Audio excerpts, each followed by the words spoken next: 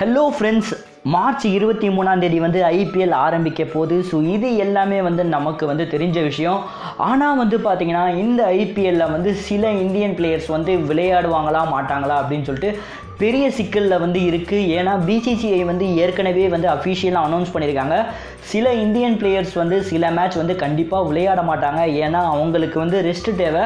So world கப்பில் வந்து இந்த பிளேயர்ஸ்லாம் வந்து நமக்கு தேவை. ஸோ அதனால் வந்து ஐபிஎல் சில மேட்ச் மட்டும்தான் விளையாடுவாங்க அப்படின்னு சொல்லிட்டு பிசிசிஐ வந்து ஏற்கனவே வந்து சொல்லியாச்சு. அதுலேயும் வந்து பார்த்திங்கன்னா விராட் கோலியை வந்து ஏற்கனவே வந்து சொல்லியாச்சு, எல்லா மேட்சுமே இவர் வந்து விளையாட மாட்டார் அப்படின்னு சொல்லிட்டு. ஆனால் இப்போ வந்து பார்த்திங்கன்னா பிசிசிஐ வந்து 8 பேரோட லிஸ்ட்டை வந்து எடுத்து வச்சுருக்காங்க.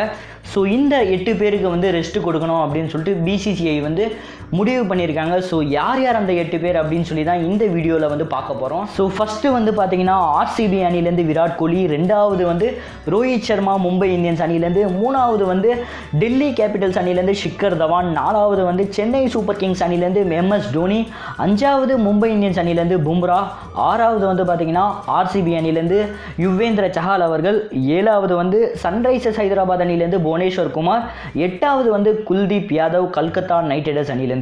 ஸோ இந்த 8 பேரையும் வந்து பார்த்திங்கன்னா எல்லா மேட்சஸுமே வந்து ரெஸ்ட்டு கொடுக்க மாட்டாங்க, சில மேட்சஸ் மட்டும்தான் வந்து ரெஸ்ட்டு கொடுப்பாங்க அப்படின்னு சொல்லிட்டு பிசிசிஐ வந்து அஃபிஷியலாக வந்து சொல்லியிருக்காங்க.